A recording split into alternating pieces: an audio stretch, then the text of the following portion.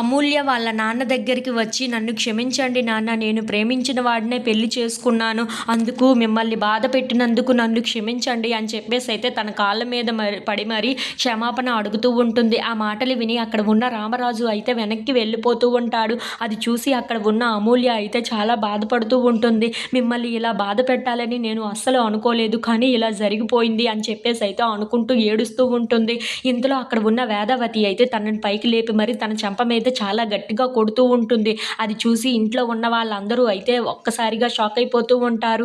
ఇంతలో అక్కడ ఉన్న వేదావతి మాత్రం, నా కడుపున చెడపుట్టావు కదే, నువ్వు పుట్టకపోయినా సరిపోయి ఉండేది కదా, లేదంటే పుట్టిన తర్వాతనే చనిపోయి ఉంటే బాగుండేది, మమ్మల్ని ఇలా బాధ పెట్టి నువ్వు ఎలా సుఖంగా ఉండగలుగుతావో నాకు అర్థం కావటం లేదు, ఎంతగా నిన్ను అల్లారి ముద్దుగా పెంచాము కదే, అలాగే నువ్వు మేము చెప్పిన మాటే వింటానని వాళ్ళనే పెళ్లి చేసుకుంటానని చెప్పావు కదే, ఇంత మోసం చేస్తావని అస్సలు ఊహించలేదే అని చెప్పేసి అయితే అమూల్యను తిడుతూ ఉంటుంది. ఆ మాటలు విని అక్కడ ఉన్న అమూల్య అయితే చాలా బాధపడుతూ ఉంటుంది.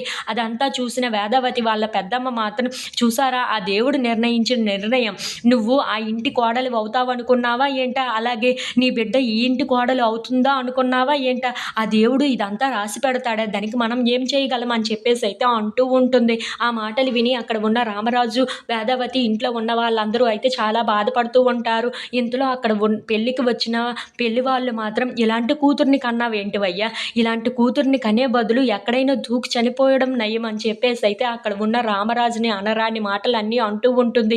అదేదో ఇప్పుడే జరిగింది పెళ్లికి ముందు, పెళ్లి తర్వాత జరిగి ఉంటే మా పరువు పోయి ఉండేది, ఇలాంటి కూతురు ఎలా పుట్టిందో ఏంటో నీ కడుపున అని చెప్పేసి అయితే అంటూ అక్కడ ఉన్న రామరాజుని, వేదవతిని తిట్టేసి అక్కడి నుండి వెళ్ళిపోతూ ఉంటారు. ఆ మాటలు విని అక్కడ ఉన్న రామరాజు, వేదవతి వాళ్ళు అయితే ఇంట్లోకి వచ్చి చాలా బాధపడుతూ ఉంటారు. ఇంతలో అక్కడ ఉన్న వేదవతి మాత్రం, ఆ అమూల్య ఇలా చేస్తుందని నేను అస్సలు ఊహించలేదు, మీరెవరూ తనని వెనకేసుకొని రావద్దు అని చెప్పేసి అయితే అక్కడ ఉన్న నర్మదాకి, ప్రేమకు చెప్తూ ఉంటుంది.